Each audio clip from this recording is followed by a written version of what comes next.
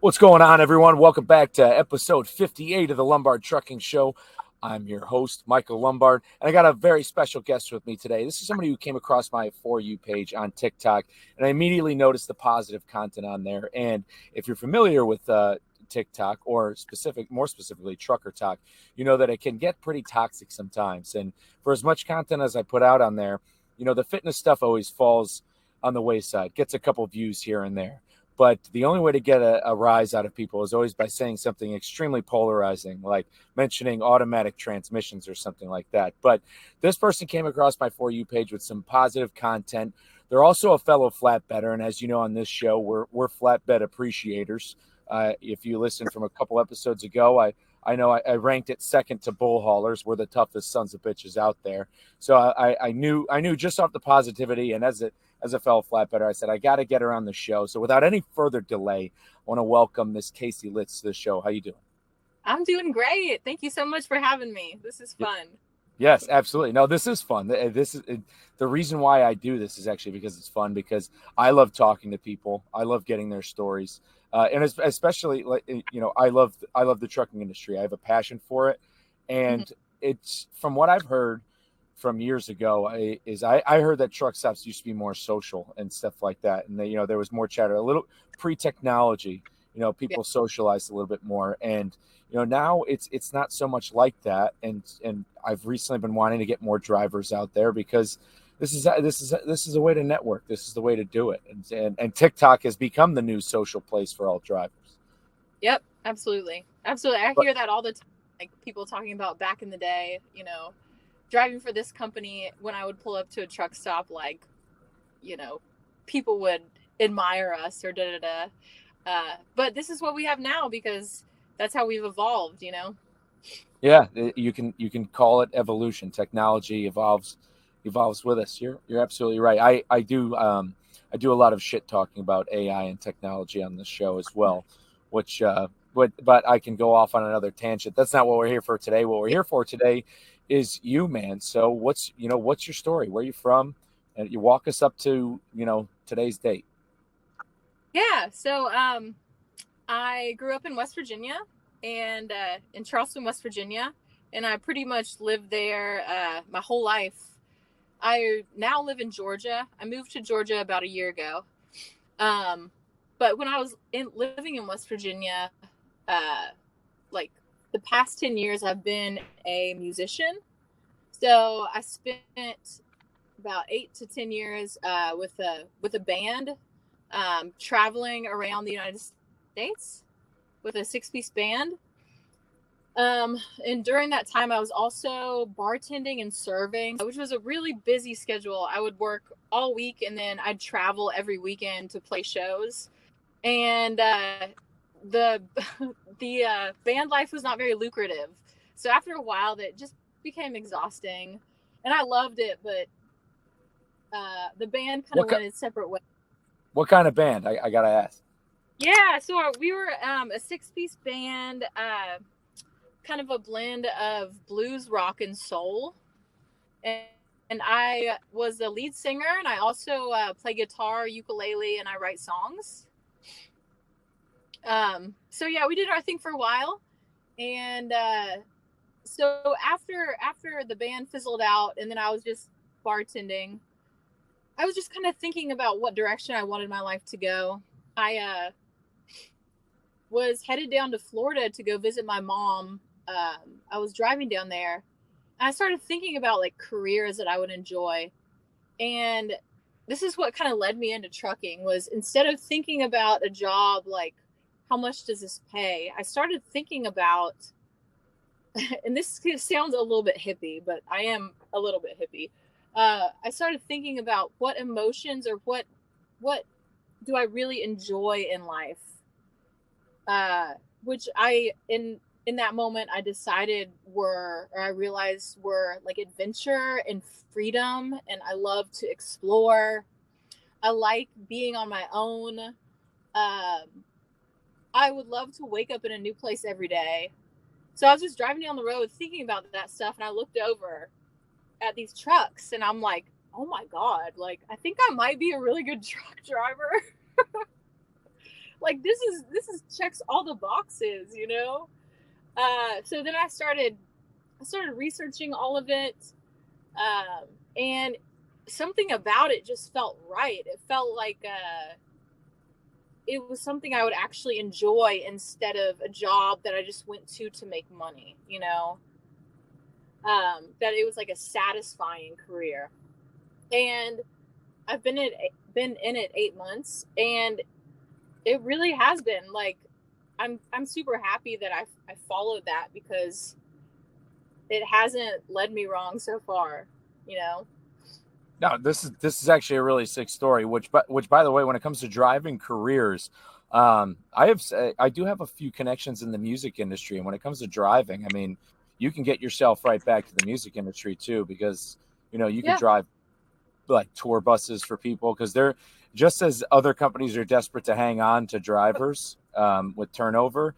I've had a friend of mine. He's a tour manager for a band. He was on tour with a band called Bad Sons. They're like a Southern California rock band, and he Yeah. was telling me, he's like, yeah, man, these types of drivers are unreliable, and a lot of them, because they have families or what have you, or it's just some of them aren't of the best quality person, I guess is the best way to put it.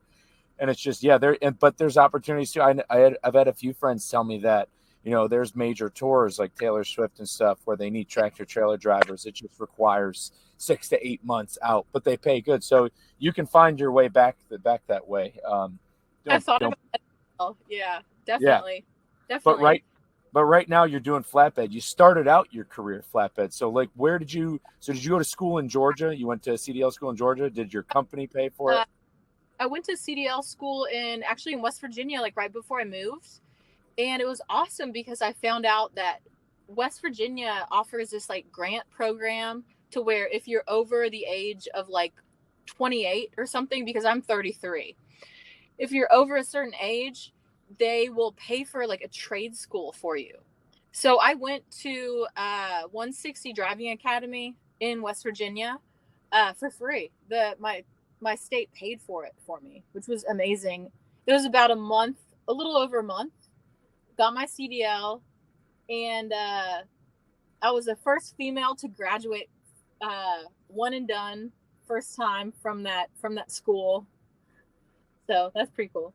But so I got my CDL and then moved down to Georgia and started looking for a job online. First, I thought that I just wanted to do like regular dry van or reefer or something, but I started really thinking about it, and I was like, man, I don't know if I can just sit in a truck all day without doing anything physical, because that might make me go crazy.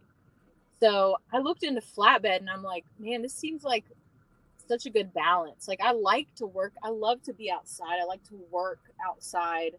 It makes my brain feel good. It makes my body feel good. So I just did a bunch of research on it, and I was like, that's it. I know that's it. And it was kind of challenging at first because so many places I called, like flatbed companies, you had to have experience before you went on with them. And Yeah. nobody trained for flatbeds getting right into it. So I was like, damn. But finally I found the company I'm with, and they trained for flatbed, which was totally awesome. I went on the road with a trainer for a month and did flatbed training and stuff. And now I'm 8 months in. No, this is great. I mean, I could tell you from pulling this equipment. I've only had a regular skateboard. I want to say once or twice. I've mainly been doing like step deck and RGN, but like you said, that's the allure. And I think when it comes to trucking jobs, and I was just talking about this with a friend, the ones where you can self-load and unload, and like where the autonomy is on the operator, the driver, are definitely seem to be the better ones. They seem to be the ones where people stick around with longer. Yeah. I'm gonna say, in regards to your CDL school, a good friend of the show, who I was just recently with at the Mid America Trucking Show. He's a lot of the reason, like the school you went to, it's subsidized by the state of West Virginia, which is why it goes to show how they're trying to get drivers in the industry at this point. And that's something that we highlight, that states, are pushing drivers into the industry. So it's pretty and it's a double-edged sword because you benefited from it, and it's a good thing, where some people are almost being forced into being drivers at this point at state levels. What do you mean? So like in essentially what's happening is you have a lot of states like West Virginia is doing, where they're on your end it was still a choice because it could have been any trade school, but like in Texas, I went to CDL school with guys who were on unemployment, and they were sent there by Texas Workforce Unemployment, and they said, if you don't pass, we're going to cut off your unemployment. So it's almost essentially like they're forcing them into the job. You know what I mean? Yeah, that's wild. I didn't know that. Yeah. So it's just, yeah, these are things you tell, because as I'm sure you work, you can't force people to be successful at something. Yeah, right. That's that, but it's linked to the turnover, which I'm sure you see on TikTok. There's always drivers complaining and quitting and all this stuff, and people aren't safe. And the turnover for like the first year of driving is crazy. Yeah, it's wild, and it's for that reason, because of people who are, the wrong people are getting into the industry. That's kind of why. Yeah, but that's or they just focus on like they see the money that they can make, and then that's what the reason they get into it, instead of realizing that this is a lifestyle and you have to be able to be so comfortable being alone and living that type of lifestyle in order to do this long term, Yeah, it is definitely a lifestyle.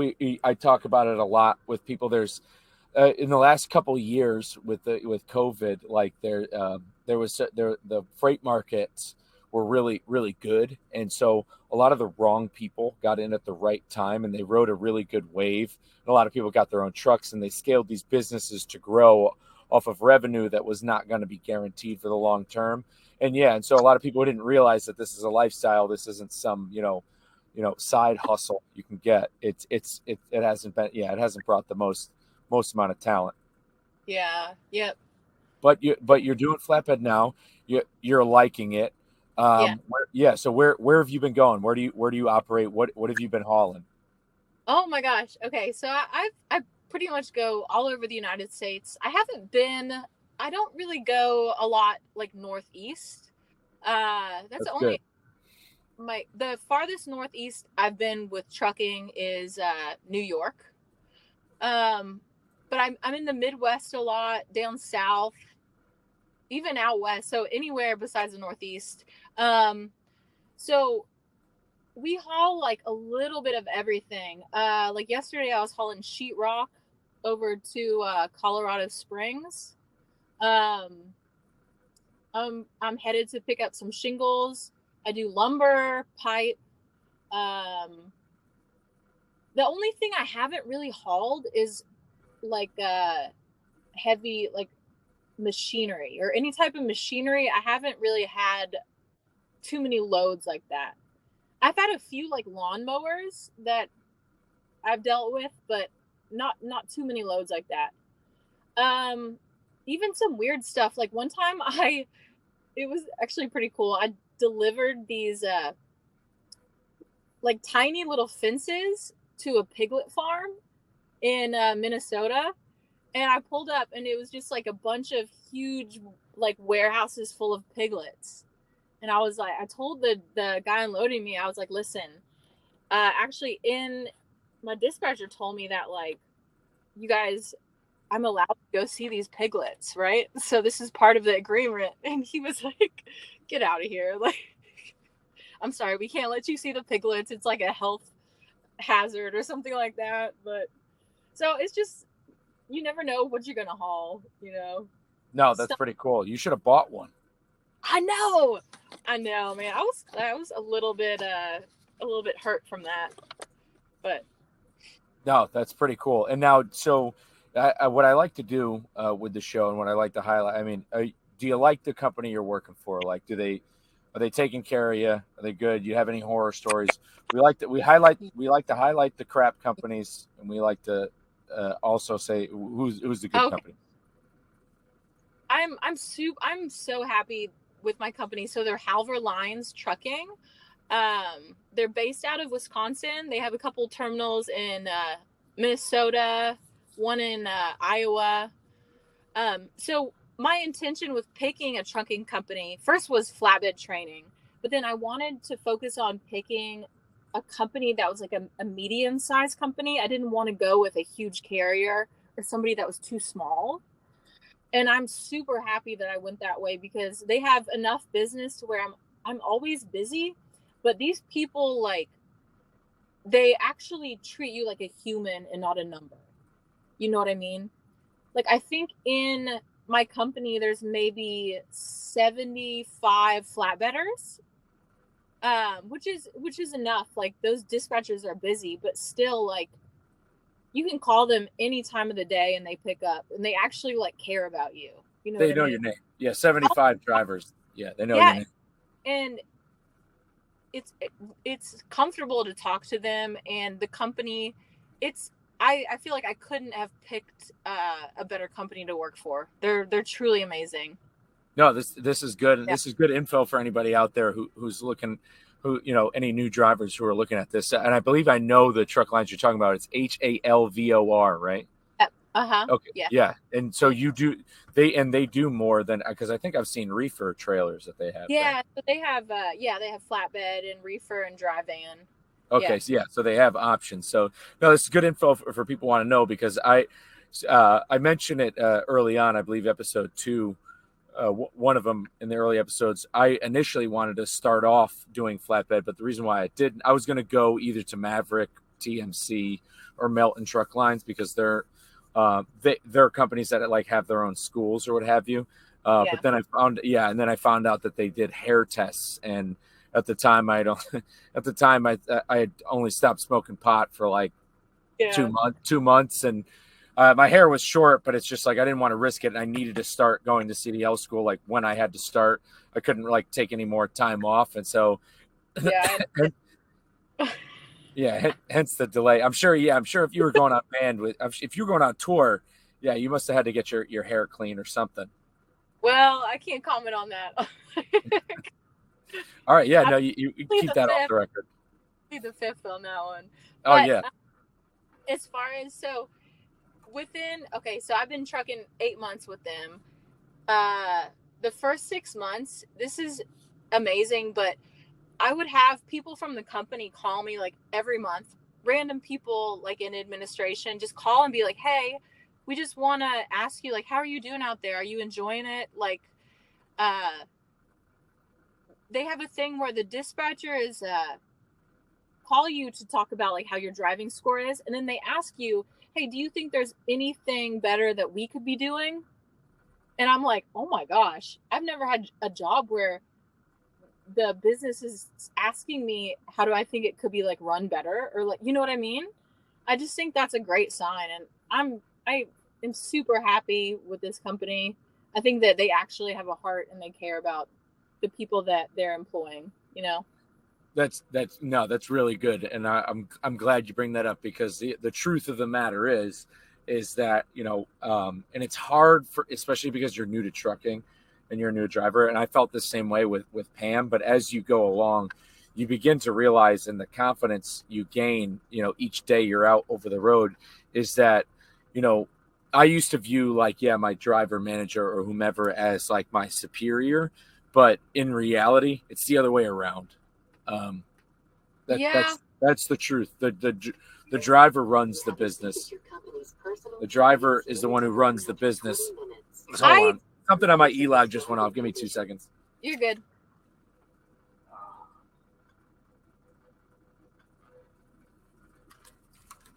Okay. Sorry about that. You're Yeah. So I have a thought on that because I actually just had a conversation with one of my main, because I have like 4 dispatchers for different areas of this country. Um, and I had a talk with him the other day because this whole time, so doing this job is so different than any job I've ever had.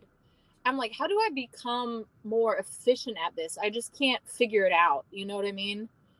And what I realized was like that there's 2 things that for me to become better at this job is balance, to have a really balanced life in this, and then also the communication with my dispatcher, because to me, my dispatcher is my teammate. My dispatcher is not, I wouldn't say I'm over him or he's over me. If I communicate to him, his job is easier. If it's the other way around, my job is easier. You know what I mean? Like, we are a team, and I want to be open and honest and have good communication with him, you know? Okay, yeah. No, this is good. To tell him, like, listen, I am really burnt out right now. Like, tomorrow, or can you put an extra day for this delivery? Because tomorrow I only want to drive 4 hours because I'm really tired. I just need to stop for a second. You know what I mean? And I think being able to have that open communication with that's the only person that is your communication for the company, is your dispatcher. That's the only person you really talk to. You know what I mean? So I look at it like that's my teammate. That's my bro.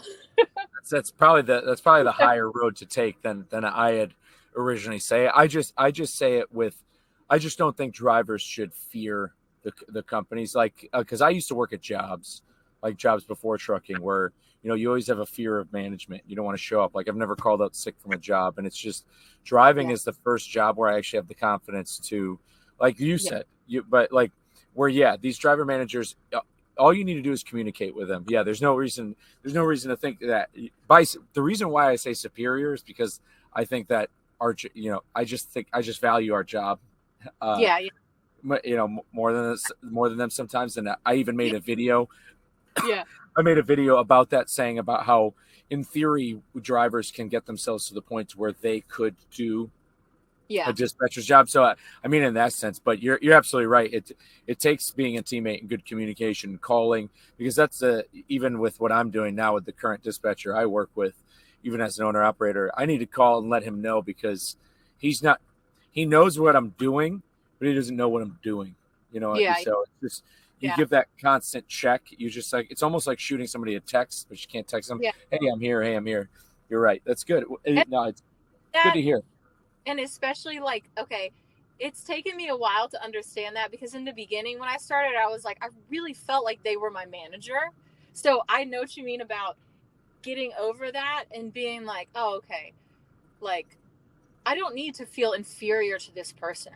Like, because there were a couple times where, well, I don't want to say this like on air, but let's just say I'm better at sticking up for myself now, and being more blunt and being like, listen, I'm tired.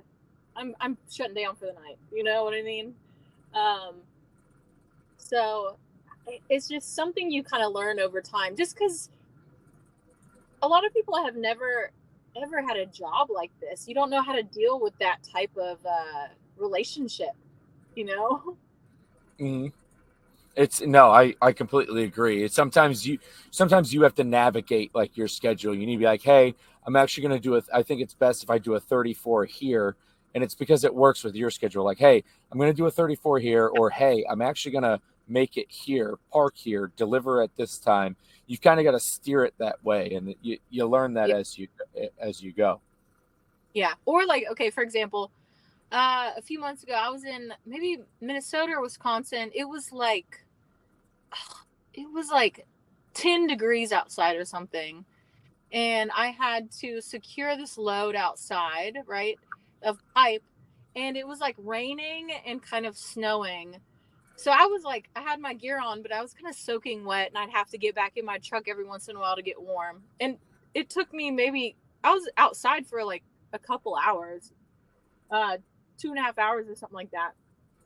So I was kind of beat up by the end of it. I was really tired and like exhausted. And then I was supposed to drive like 8 hours. And I'm like, I'm not driving 8 hours. I just worked outside. Like, I'll put in like 5 hours or something. You know what I mean? Like, you don't even like understand what I just went through. Like, it's not the same as just driving. Like, yeah, no, there's some effort to it, and that's well, that's number one. You should be bragging about that shit, because that shit's fucking tough as nails. It's badass shit. I couldn't feel my hands and my feet. You know what I mean? You ain't no door swinger. I'm going to stop and I'm going to get a shower because I'm disgusting. And I'm only going to drive this amount because that's how much I can do today as a human, period. Like, because if you push yourself more than you need to, you become a dangerous driver. I feel like I notice that I become sloppier in driving when I'm too tired or like I'm pushing it too hard, you know? No, this is an important message to get out there, especially for a newer driver, because it eventually, like, your endurance in that aspect is only going to improve. Like you're going to Yeah. be able to, because you're going to get used to doing these loads more. I remember the first John Deere tractor I took. Luckily, with the freight I moved, none of it's really expedited. There's not really any crazy appointments. I had plenty of time to get it Yeah. to the port of Baltimore, but it was snowing when I was chaining it down. I was wearing jeans, which got soaking wet, Yeah. and I had to chain in a few different ways, and because it was my first time taking this piece of equipment. And by the end of it, I was so drained. I was like, I'm gonna go 120 miles, and then that's it. I was like, that's it. I was like, I'm gonna do 2 hours, and Yeah. I'm done. I always wonder, like, if situations like that, because this job is also weird because I don't have anybody to compare myself to. I'm just doing this out here by myself. Like, I see other flatbed drivers, but as far as my job goes, I don't know if, like, in that situation, would other people be tired as well? I'm assuming they would because it's like you're soaking wet and you're cold and stuff, But so that's also a tricky spot because I mean, I don't want to look like a wimp. Like I'm out here trying to keep up with these guys or show them up, Yeah. Which is good, and Yeah. you'll be getting there for sure. You don't got to worry about that. But Yeah. until this, so you're still, you said you're 7 or 8 months in, you're newer. How's it been with you? We spoke the other night. You were having trouble finding parking. What's the parking like on your end? What's your schedule like? Has truck parking been difficult for you? It has definitely. So naturally, I know that the earlier you wake up, the earlier you can stop and the better it will be to find a spot. Like I know that, everybody knows that. But sometimes your schedule just doesn't work out like that even if you wake up. Stuff happens, and then like I was even in Nebraska the other day, pulled in at like 6 something, and I went to 3 truck stops and all of them were full. And I'm like, dude, where am I supposed to park? Like usually I'll just find like an off ramp, which I know that is not safe, but you got to do what you got to do. And finally I found a spot, but it took me like an hour and a half or something like that. Um, so yeah, it's challenging. It really is. Yeah. So number one, I'm glad you put the off ramp on there, because for any politician or media listening, this is what I've been talking about with the off ramps. I know I had mentioned it to you, but like I mentioned, look at the Planet Fitnesses, peep the Walmarts, especially if you're in the Midwest. I say it all the time. God bless the Midwest. The closer you get to the center of the country, the more lenient places are on parking. So always Yeah. find the nearest Walmart and Sam's Club, because those on off ramps. Oh yeah, sorry. Like the two like worst areas to park in my opinion are when you get into California and Florida. Florida's terrible. I take a shower somewhere, and I do the same thing with California too. And then I know like, hey, I might not be able to take a shower for a couple days, which is not a big deal. That happens pretty frequently, but that's part of the job. Yeah. But I mean, these truck stops fill up at like 2:00, and I'm like, I don't know even how that's possible, because even if I can't wake up. I'm not waking up at 2 a.m. Yeah, if you don't need to. Yeah, you're talking in Florida. Yeah, and that doesn't align with a flatbed like schedule anyway. Yeah, flatbed schedules, like you're going to most places you go to are open essentially 7 to 5 and Yeah. sometimes till noon on Saturdays. So it's like that's when you're, which is another, it is, I'd say it's a perk to flatbed because unlike the dry van and reefer side, you don't have to deal with fucking, uh, 8 p.m. appointments or, yeah. Oh, Gosh. I don't yeah. think I could cut it. I could not cut it. No, Like, honestly, the one thing I'll be honest, this the hardest thing about this job, like one of the hardest things is time management for me. Like my previous jobs, it's like, okay, you're supposed to be here at 8. I show up at on time. But now it's like, oh my gosh. I've never had a job where all of the time management is up to me. And I'm like, this is tough. yeah, I'm not responsible enough for this. yeah, that's good. It's funny you say that because that's exactly what that's one of the best parts about the job is the autonomy. Yeah. Like be like where even as a company driver, and I've said it on episodes, when you are a company driver, there is that freedom aspect you talk about, which is a lure that brought you to job. It's a lure that I think brings a lot of people into the job, is that autonomy. And yeah, I'm not gonna lie, yeah, that first 6 months, years driving, it is frightening because you're like, oh my, like it's very weird to not have somebody tell you when and Yeah. where to be somewhere, or it's just, oh, you have to be there by this time, and then you have to, and then you're on your own on how you get there, where to park. Like I remember how like lost that felt, especially like the first load I took, like because the first load I took after I got done with my trainer at Pam, like went straight to Montebello, California. And when I took, and I remember I was just like, I don't know where the fuck I am. I was like, how many hours should I drive? Because the e-log makes it tough because it's like, well, how many hours should I drive today? Like like the company didn't tell you, hey, you should drive this much. Like you Yeah. don't, like you kind of just gotta, you're at your whims to figure it out. So parking's been kind of an issue for you. You've been on some on off ramps. Like I said, we're trying to pick up the noise and how to fight that. But another thing about parking, I noticed, because this is a new driver thing, and this is a video that caught my eye that you posted, where there's people online taunting other drivers when they're having problems. Absolutely. So TikTok is a fun place to watch like trucking like videos and stuff like that. But a lot of them I've noticed that are on my feed or what I come across are truck drivers like making fun of other truck drivers, which are obviously like newer drivers.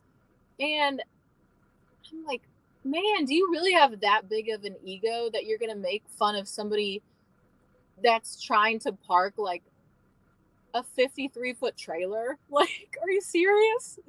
Because I guarantee, and what I said in my video, like, unless you grew up driving something with a trailer, that might make it easier for you, but trying to learn how to back this thing up is hard, period. It's hard. Like you have to, and the only thing that is better is time doing it and taking your time and trying stuff out. And I just feel like the more that we like support each other and have patience with each other, the easier this whole industry will be for all of us, you know? Oh, I couldn't agree more. That type of toxic energy is definitely what we don't need. And I've commented on a few other people's posts because I've seen people post similar things or stitch similar things, and it's just when the type of people who do that, they're obviously looking for clout, like I mentioned earlier. Yeah, they want clicks, they want the likes, they even want the negative engagement or comments. But like a lot of it has to do with their own personal insecurities projecting outward. Yeah, that's very true. Yeah. Um, but I will say honestly, like this job has given me like such a big heart for strangers. I can't tell you. There's been a handful of times where I've come across assholes, like learning how to do this job and being a slow parker and getting out a million times. But majority of truck drivers, like will get out of their trucks and try to help me. I don't know if that's I'm a female or whatever, but I take that and I appreciate it so much. And I honestly, like, there's been so many times where I've even been not quite sure how to like set myself up to back into like a weird spot or something. So I look around and I'm like, okay, I'm gonna ask one of these drivers, hey, how would you set up to get into this spot? So I ask people for help all the time. I do. And usually like they're always so nice and helpful. And I think just the stereotype with trucking, you think that it's just all these tough people out here, but these people are just down to earth and they're super nice. And 90% of the time, they'll just give you the shit off their back. Like they're so happy to help, period. And it's just given me like a bigger heart for humanity doing this job. I feel like. That's good. I'm glad nobody's antagonized you for being slow backer, because me, Oh, yeah. I wouldn't ask for help sometimes. Somebody would eventually offer to help me at the beginning. I would instead just be sweating because I know somebody's waiting to go by me as I'm back there, and I would just profusely sweat and sweat it out. But that's good that you asked for help. Probably, I'm not gonna lie, being a female probably makes that a little bit easier. But I'll take it. Speaking of being a female, I guess, and I didn't bring this up for the parking. Has that been an issue at all with parking? Have you ever felt uncomfortable with maybe, because I've seen some videos on TikTok of female drivers, and they've either been followed or they felt as though they're being watched? So majority of the time I feel like very comfortable. I also kind of base it on my intuition and the way that I feel going into somewhere that I'm parking. Like I've had a couple times where I pull in and I park at a truck stop and I just start getting like a weird feeling. Like I just feel uncomfortable for some reason. And I know like I'm old enough and I've listened to myself enough that I know that my body is telling me, hey, this is not a good spot. Like you need to get out of here. So I do. But I also am very aware with when I park, I put up my curtains immediately. I'm always like usually wearing like baggy clothes or like a beanie or something. I try to very much blend in. There have been a few times like where I'm just sitting in my truck. It was actually like in the daytime too. And I look over a couple trucks beside me and somebody's just staring at me. Like it blatantly direct eye contact. And I'm like, oh, that's awkward. So I'm just sitting here and I look back over, still staring at me. Like, and so I know this might not be a great idea, but I just look back at him and I'm like, what? What? Because what else am I gonna do? Like, I feel like at some point, if people act like that, you need to like be direct and put them kind of in their place. And I never know what the outcome of that could be, but still, that's uncomfortable. And I want to like say something or do something. But for the most part, people have been very chill. I haven't had really any issues. Yeah. Well, that's good. That's good. But you had mentioned that now. But so is it you pulled into a place? You said you felt uncomfortable. Was that by any chance? Was that the Loves in West Memphis? No, I've never been to Memphis. Yeah. All right. I see TikToks about that though. Yeah. Well, have you at least driven through Memphis? Have you seen the Bass Pro Shop? I've driven through Memphis. I've never stopped there. Oh yeah. Well, you don't need to stop. You could all you need to do is appreciate the Bass Pro Shop. Yeah. Yeah. The huge pyramid. I don't know anything about that. I'm confused. It's the 8th largest pyramid in the world. The Bass Pro Shop. Yeah, the Bass Pro Shop in Memphis, Tennessee. Interesting. Yeah, I'm confused a little bit. I consider it one of the greatest pieces of architecture on the North American continent. But that's just me. I'm just Just so next time you're on I-40 going through Memphis, just wave a salute off to the 8th largest pyramid in the world. Yeah, pour one out for the homie. Yeah, pour one out. So another thing I like to highlight on the show is something that I help drivers with through through advising on the first format, is staying in shape and staying healthy. Now, luckily with flatbed, like you had mentioned earlier, it is something that gets you out of the truck, gets you moving. Those tarps are 75 pounds. You got to throw them. Chains are 20-foot chains are heavy. Those tarps are not 75 pounds. They are 100 pounds. Oh, so you definitely have heavy duty tarps. I have are like 100 pounds or maybe more than that.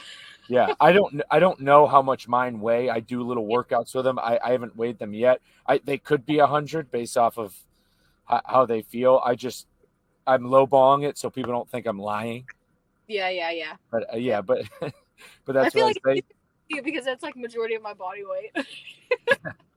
But so we have a healthier job, keeps you active. But we had talked about this. You're doing more. You're trying to you have goals to build muscle. So how are you staying after it, getting after it out there?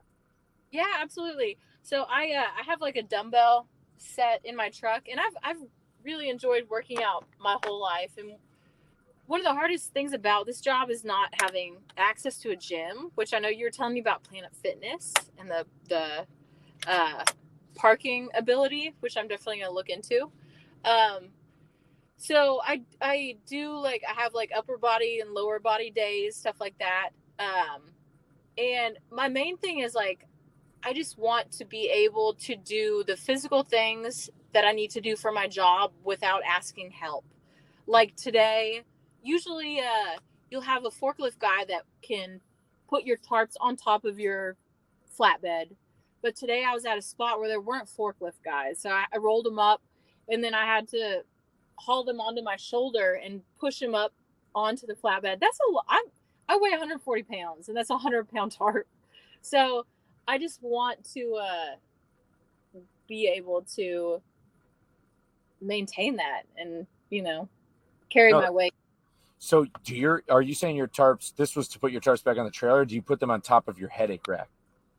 No, I put them on my trailer. Okay, so they go on there. I didn't know if the forklift was putting them way up there. No, but skateboard, so it's not like a low boy.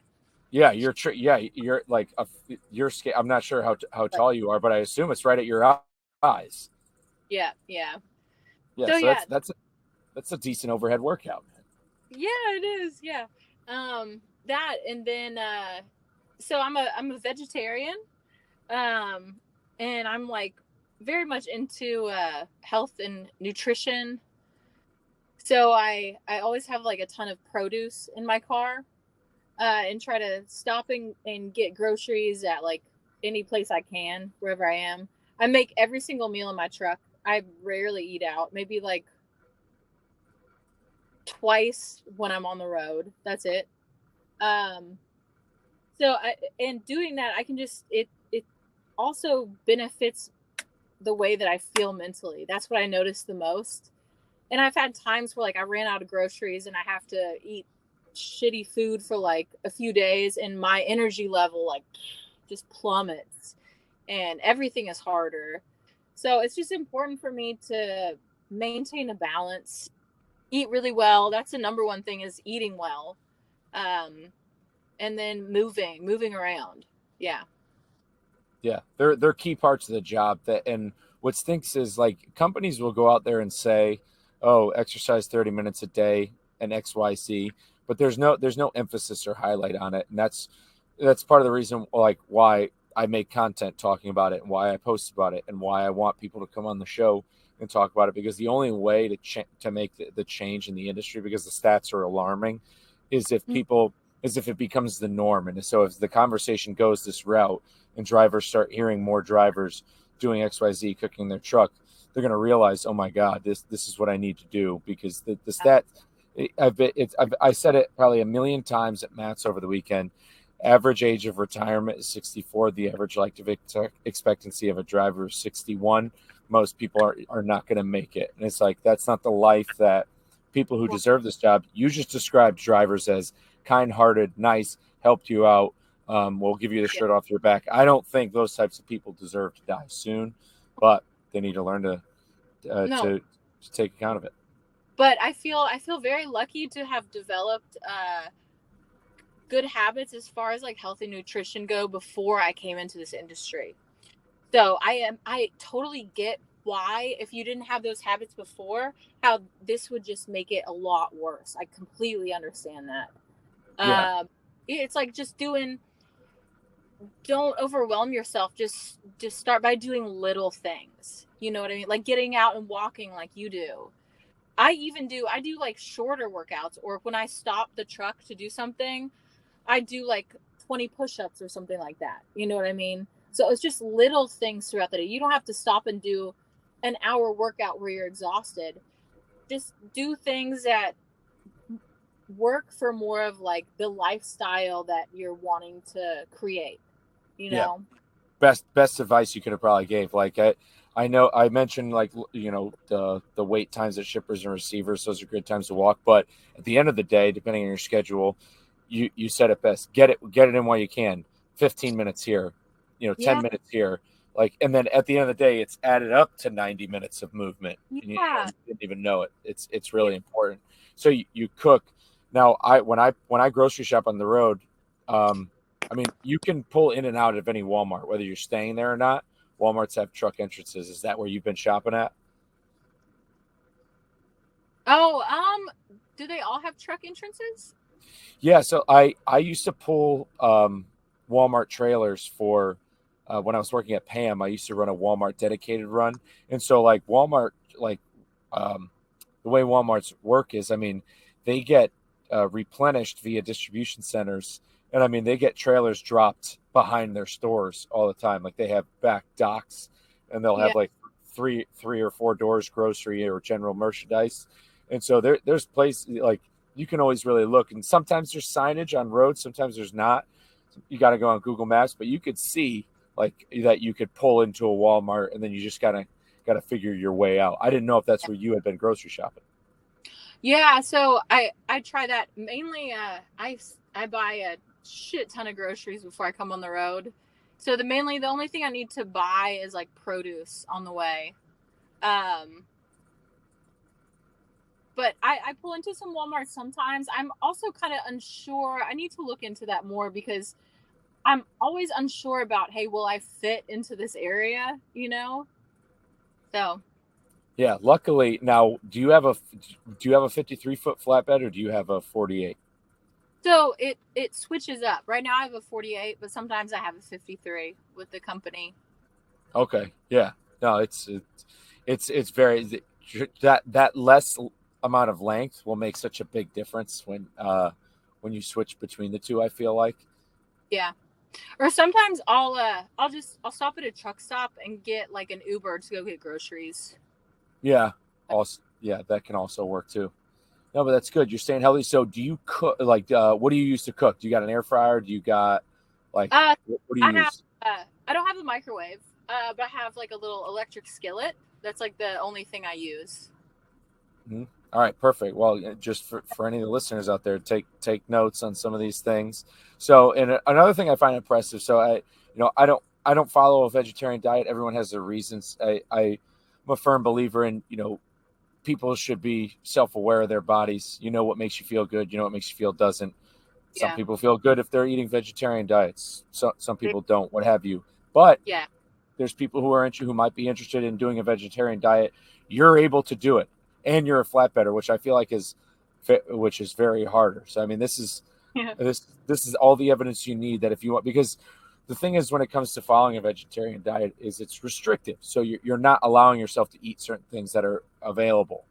Um, so Yeah. you're even making it. What you're doing is you've made it harder on yourself to Yeah. maintain a lifestyle you want, and you're able to do it. So for any listeners out there, whatever it is you want to do, if you want to be vegan, vegetarian, you want to follow carnivore diet, whatever you want to do, you can do it. You just have to put your mind towards it. So that's good. I'm glad you mentioned that. Yeah. Absolutely. And I feel like it's fairly easy to find some type of substitute for meat, whether it be like beans, or I know there's like a lot of the Beyond Burgers, stuff like that.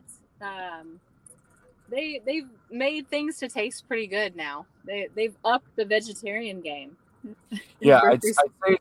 Yeah, it's definitely easier to be a vegetarian in 2023 than it probably was in 1983. Yeah. Oh, for Yeah, sure. I don't that'd be think that exists. yeah. No, that's true. But hey, we covered a lot of ground. Unless you got anything else that you want to put out in the ethos, where can the people find you on the internet? Where can they see your positive energy? Oh, thank you. So I'm on TikTok. My username is longhaul.litz, long.haul.litz, which is Litz. That's me. It's actually a Or sick. That's you can search for Casey Litz on Facebook or Instagram, and I'll be there. that's actually a sick last name. Like because you know how people say lit. You know when something's lit. Yeah, Litz, Litz. Yeah, it's Litz. Yeah, no, yeah, that's a dope name, something to carry it with. But no, I really appreciate you coming on, guys. Go follow her on TikTok and stuff. This great person out there making good content. New driver, and if you are a new driver and you're interested in flatbed, this is somebody you want to talk to who can give you any sort of insight on what they're going through. And well, one last thing before I let you go, because you mentioned a stat earlier. And I think that this is the coolest thing. And this is just goes along with my whole mantra and my whole theme about people wanting to be the best versions of themselves. Now, what was this 5% thing you had mentioned? There's 5% of, is it females in trucking? What's the stat? So what I saw, at least on Google told me that female flatbedders make up 5% of all the flatbed drivers out there. Oh, so of every flatbedder, only 5% are women. Of all, yeah, of 100% of flatbedders, 5% are women. Right then and there. So already you're the uncommon. You're the minority, an extreme minority, not even by a long shot. And then on top of that, you go above and beyond with spreading positivity and with your health and wellness. This is about being uncommon amongst the uncommon. And when you do things like Yeah. that, you're gonna find success wherever you go. Wherever you go, and anybody who follows your type of mindset this is how you're gonna find success. So period. So yeah, you have there's a lot to respect up what you're doing. I think that like the uncommon now in trucking is becoming a lot more common.